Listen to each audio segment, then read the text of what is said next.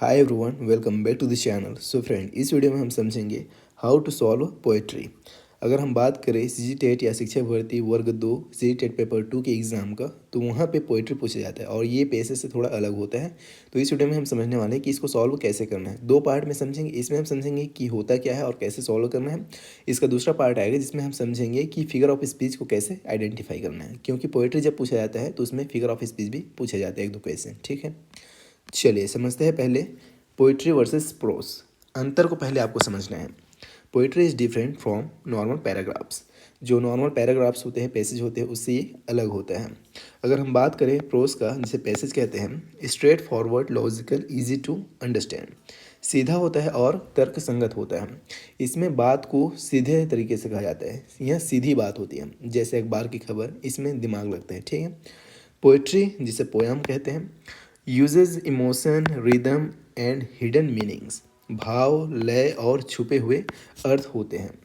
इसमें भाव और लय होता है। इसमें बात को घुमा फिरा कर कहा जाता है। जैसे वह बहुत तेज़ दौड़ता है, ये एक सीधा बात हुआ। और पोइट्री में क्या कहेंगे, वह हवा से बातें करते हैं, वही बात है लेकिन अंदाज क्या है, अलग है। ठीक है, why is poetry difficult? In poems, authors don't say things directly, they use figurative language. कैसी भाषा का इस्तेमाल करते हैं? तो फिगरेटिव लैंग्वेज, कहने का मतलब अलंकारिक भाषा का इस्तेमाल करते हैं। वो बात को सीधे नहीं कहते। कविताओं में बात सीधे नहीं कही जाती, अलंकारिक भाषा का प्रयोग होता है। डायरेक्ट क्या है? ही इज़ ब्रेव, ये डायरेक्ट आपने कह दिया। पोइटिक मैनर में क्या कहेंगे? He has heart of a lion. आपने इसी बात को घुमा फिरा के कहा, किसमें? पोयम में। ठीक है, don't translate word for word, look for the feeling. आपको वर्ड टू वर्ड ट्रांसलेट करके नहीं चलना है, इसमें आपको फीलिंग को समझने का प्रयास करना है कि भाव क्या है उस शब्द का, उस वाक्य का। जैसे यहाँ पे एक इजी एग्जांपल बताता हूँ, माई हार्ट इज़ डांसिंग। तो इसका मतलब ये नहीं है कि दिल सच में नाच रहा है, इसका मतलब है कि वह बहुत खुश है। ठीक है, चलिए स्ट्रेटजी को समझते हैं। Question first, just like passage, read the question before reading the poem. Passage की तरह ही कविता पढ़ने से पहले आपको क्या पढ़ना है? प्रश्न पढ़ना है। Read question, identify keywords, find in poem.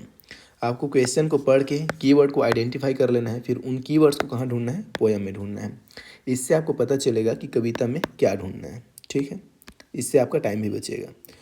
Strategy 2 क्या है? रीड ट्वाइस, दो बार पढ़ें। First reading, read quickly to understand the mood, sad, happy और एंग्री। मूड, भाव समझने के लिए जल्दी से पढ़ें। सेकेंड रीडिंग में आपको क्या करना है? Read carefully to find answers to the questions, उत्तर खोजने के लिए ध्यान से पढ़ें। ठीक है, क्योंकि ये पोयम है तो इसमें आपको सावधानी भी रखना पड़ेगा उसी लेवल का। चलिए आगे समझते हैं सेंट्रल आइडिया, थीम, मुख्य विचार। Every poem has one main topic, ask yourself. हर कविता का एक मुख्य विषय होता है, खुद से पूछें। Who is speaking? Poet, a bird, a child. कौन बात कर रहा है? कवि या फिर कोई पंछी या फिर कोई बच्चा। What is it about? किसके बारे में है? नेचर, वार, लव, लॉस। किसके बारे में है? आपको ये दो क्वेश्चन करना है अपने आप से, तो आपको इसका सेंट्रल आइडिया, मेन टॉपिक पता चल जाएगा पोएम का। ठीक है, crucial topic, figure of speech. ये मोस्ट इंपॉर्टेंट है किसमें? पोएट्री में। यहाँ से एक दो क्वेश्चन आपसे पूछे ही जाएंगे। शॉर्ट में यहाँ पे समझ लेते हैं, फिर आपको अच्छे समझाएंगे इसके सेकंड पार्ट में, जो जस्ट इस वीडियो के बाद अपलोड होगा कुछ टाइम में।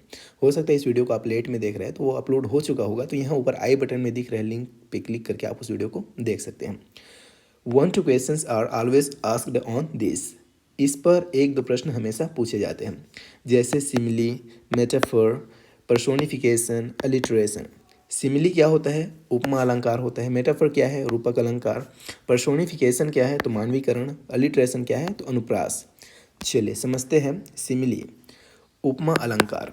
डेफिनेशन है इसका, comparing two things using like और एज। लाइक या एज का प्रयोग करके तुलना करना। जिस वाक्य में आपको लाइक या एज दिखे और वहाँ पे दो चीज़ों का अगर तुलना किया जा रहा है तो वहाँ पे डेफिनेटली क्या होगा? सिमिली होगा। He fought like a lion. आपने लाइक देखा और आप समझ गए कि यहाँ पे क्या है, तो सिंपल यहाँ पे क्या है? Simile, very easy. दूसरा है she is as busy as a bee. आपने यहाँ पे एज देखा और आप समझ गए कि यहाँ पे क्या है? सिमिली। तो आप सिमिली को एकदम आसानी से पहचान सकते हैं। इसमें तुलना होगा किसकी सहायता से, किसका उपयोग करके, तो लाइक और एज का। ठीक है। दूसरा है मेटाफर, रूपक अलंकार। डेफिनेशन है इसका, direct comparison without using like और एज। यहाँ पे ना लाइक का इस्तेमाल होगा ना एज का इस्तेमाल होगा, यहाँ पे डायरेक्ट कंपैरिजन होगा। ठीक है, इतना आपको याद रखना है।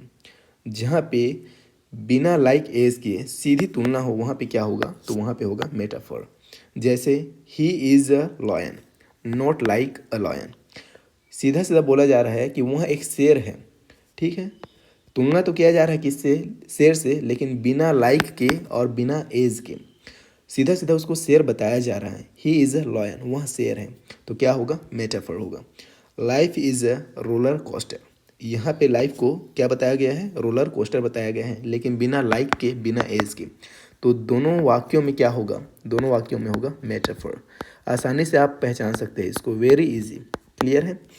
एक गाना भी है, जैसे अगर हम बात करें सिमिली का, तो गाना है कोयल सी तेरी बोली, मतलब कोयल के समान बोली को बताया गया है। तो कोयल सी तेरी बोली, यहाँ पे क्या होगा, सिमिली होगा। और मेटाफर का एग्जाम्पल हो सकता है, जैसे तू ही मेरी शबनम, ऐसे भी बोला जाता है ना, तो वो क्या है, मेटाफर है। तो इस प्रकार से आप इसे समझ सकते हैं। अगला आता है फिर पर्सोनिफिकेशन, जो कि वेरी इजी है, इसे तो आप आसानी से समझ सकते हैं। पर्सोनिफिकेशन मतलब होता है मानवीकरण। कैसे, giving human qualities to non human things. निर्जीव वस्तुओं को मानवीय गुण देना। ठीक है, निर्जीव वस्तुओं को जहाँ पे मानवीय गुण दिया जाए वहाँ पे क्या होगा, तो वहाँ पे होगा पर्सोनिफिकेशन, मानवीकरण होगा। एग्जाम्पल फर्स्ट है इसमें, the wind whispered in my year. हवा ने मेरे कानों में फुसफुसाया। अब बताओ, हवा ने फुसफुसाया तो हवा बोल नहीं सकता, यह इंसानी गुण है। तो इंसानी गुण किसको दिया गया है यहाँ पे, वाइंड को, हवा को दिया गया है। विंड कैन नॉट स्पीक, हवा बात नहीं कर सकता। ठीक है, यहाँ पे क्या है, पर्सोनिफिकेशन। दूसरा एग्जाम्पल है, the sun smiled down on us, sun cannot smile. सूर्य हंस सकता है क्या, बिल्कुल भी नहीं हंस सकता। लेकिन यहाँ पे स्माइल जो गुण है इंसान का गुण है, जिससे किसे दिया गया है, सन को दिया गया है, सूर्य को दिया गया है। तो यहाँ पे क्या होगा, पर्सोनिफिकेशन होगा, मानवीकरण होगा। वेरी इजी, आई होप आप इन चीज़ों को अच्छे से समझ पा रहे हैं। यहाँ पे क्या होगा, पर्सोनिफिकेशन। क्लियर है, याद रहेगा, वेरी इजी। ऐसा चीज़ें आपको अगर दिखता है तो आप समझ जाएंगे कि वहाँ पे पर्सोनिफिकेशन है। चलिए आगे समझते हैं अलिटरेशन, अनुप्रास अलंकार। Repetition of the same consonant sound at the start of words. शब्दों की शुरुआत में समान व्यंजन ध्वनि की पुनरावृत्ति जहाँ हो वहाँ पे होता है अनुप्रास अलंकार, अलिटरेशन।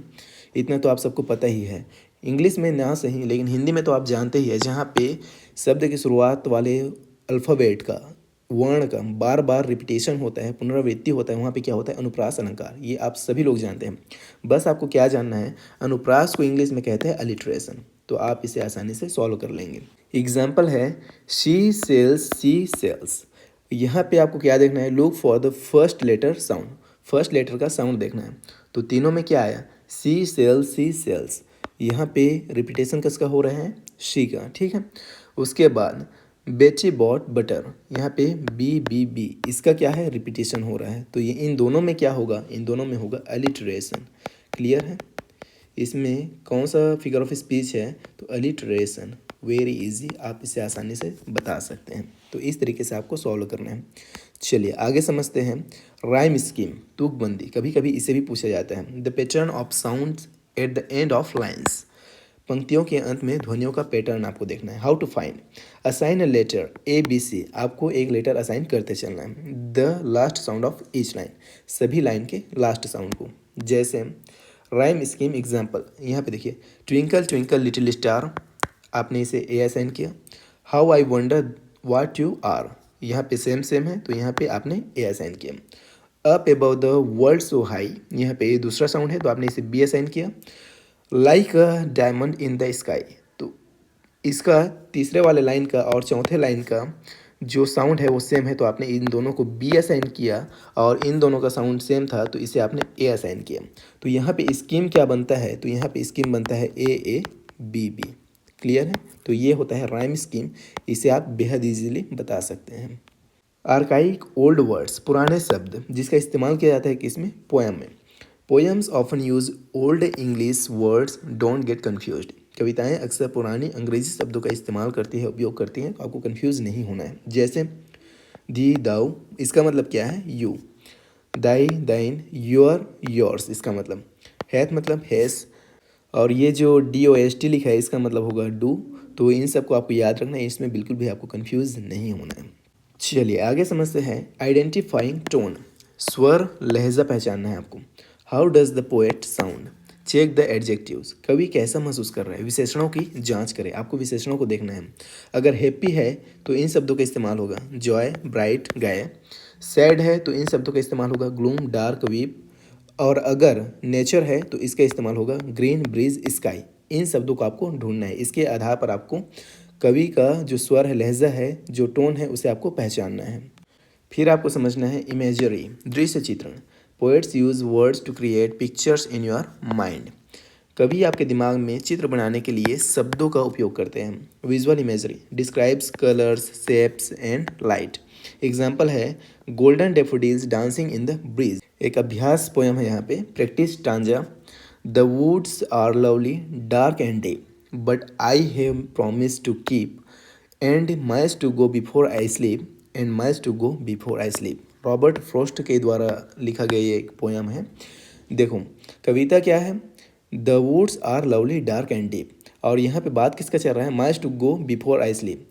अब यहाँ पे अगर आपसे सवाल पूछा जाए कि माइल्स टू गो का आपसे मतलब पूछा जाए, तो यहाँ पे कवि सच में पैदल चलने की बात नहीं कर रहा है।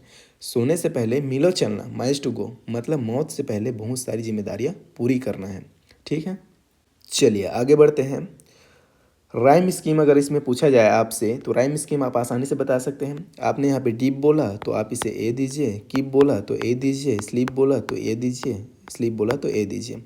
इसका राइम स्कीम क्या बनेगा, तो ए और ए, ये बनेगा। ठीक है, तो यहाँ पे देखिए राइम स्कीम की अगर हम बात करें तो डीप, कीप, स्लीप, स्लीप है, तो क्या बना, ए, जो हमने आपको पहले ही बता दिया है। तो ये तो बेहद आसान है। उसके बाद vocabulary meaning, what does miles to go means. यहाँ पे वोकेबलरी से क्वेश्चन दिया गया है, जो मैंने आपको पहले ही बता दिया है समझा के। लॉन्ग डिस्टेंस टू वॉक, ये तो नहीं होगा। Promise to keep, suggest duties not just walking, वादे कर्तव्यों का सुझाव देते हैं ना कि चलने का। ठीक है, और यहाँ पे मतलब ये है miles to go before I sleep, मतलब सोने से पहले मीलों चलना। इसका मतलब ये नहीं कि मीलों चलना, इसका मतलब है मौत से पहले बहुत सारी जिम्मेदारियों को पूरा करना। तो यहाँ पे राइट आंसर क्या होगा, ड्यूटीज़ टू फुलफिल, ये क्या होगा, करेक्ट होगा। तो आपको इस तरह से भाव को समझने का प्रयास करना है और उसके अकॉर्डिंग फिर आंसर देना है। क्योंकि कविता में जो बात कहा गया है आप उसका अनुवाद करेंगे तो जो डायरेक्ट मीनिंग निकलेगा वो उसका मतलब नहीं होता है। उसका मतलब क्या होता है, इनडायरेक्ट होता है, छिपा हुआ होता है, घुमा फिरा के होता है। इस बात को आपको याद रखना है। पैसेज मतलब डायरेक्ट और पोयम मतलब घुमा फिरा के, इतना आपको पता होना चाहिए। क्लियर है, चलिए आगे बढ़ते हैं। क्वेश्चन नंबर 3 है, फिगर ऑफ स्पीच आपको बताना है। And miles to go what figure of speech is used है, ये आपके लिए क्वेश्चन मार्क है। आप यहाँ पे देखिए क्वेश्चन नंबर 3 लिखा है, इसका आपको आंसर कहाँ करना है, तो आंसर आपको कमेंट में देना है। आंसर आपको कमेंट में बताना है कि इसमें कौन सा फिगर ऑफ स्पीच होगा। आपको अच्छे से बता दिया गया है, आप इजीली इसे बता सकते हैं। ठीक है, मिस्टेक्स टू अवॉइड, गलतियाँ जो आपको बिल्कुल भी नहीं करना है। Taking literal meaning of every word, हर शब्द का शाब्दिक अर्थ लेना, ऐसी गलती आपको नहीं करना है। Ignoring the title of the poem, कविता के शीर्षक को अनदेखा करना, ऐसा गलती आपको भी नहीं करना है। तीसरा गलती जो आपको नहीं करना है, spending too much time on one hard word, एक कठिन शब्द पर बहुत समय बिताना। आपको एक कठिन शब्द मिला और आप उसे समझने के लिए अपना 3 से 4 मिनट लगा रहे हैं, ऐसी गलती आपको बिल्कुल भी नहीं करना है। आप वो उसमें अंदाज़ा लगाने का प्रयास करेंगे, तुक्का लगाएंगे, क्योंकि नेगेटिव मार्किंग है नहीं सीजी टेट की। अगर हम बात करें तो आप आंसर देंगे और आगे बढ़ेंगे, उसमें आपको अटके नहीं रहना है, क्योंकि समय ही सबसे ज़्यादा मूल्यवान होगा आपके लिए एग्ज़ाम में। क्लियर है, उसके बाद है समरी चेकलिस्ट, हमेशा की तरह। रीड क्वेश्चन फर्स्ट, आपको क्वेश्चन को पहले पढ़ना है। आइडेंटिफाई मूड टोन, आपको मूड और टोन पहचानने का प्रयास करना है। फिर है चेक फिगर्स ऑफ स्पीच, आपको फिगर्स ऑफ स्पीच पहचानने का प्रयास करना है। फाइंड राइम स्कीम, आपको राइम स्कीम भी निकाल लेना है जो कि बेहद ईजी है। बाकी बेस्ट ऑफ लक आपके एग्ज़ाम के लिए। तो इस वीडियो में इतना ही, और फिगर्स ऑफ स्पीच को कैसे पहचानना है नेक्स्ट वीडियो में डिस्कस करेंगे अच्छे से। आप कैसे पहचान सकते हैं इन अ सेकेंड। और ये वीडियो आपको कैसा लगा कमेंट में बताइएगा, और जो क्वेश्चन मैंने आपको दिया है उसका आंसर भी आपको कमेंट करना है। वीडियो पसंद आया तो लाइक कीजिए और इसे अपने उन दोस्तों के साथ शेयर कीजिए जो तैयारी कर रहे हैं सीजीटेट एग्जाम का। बाकी बेस्ट ऑफ लक अगेन। हम आपसे मिलते हैं नेक्स्ट वीडियो में। Till then take care, bye.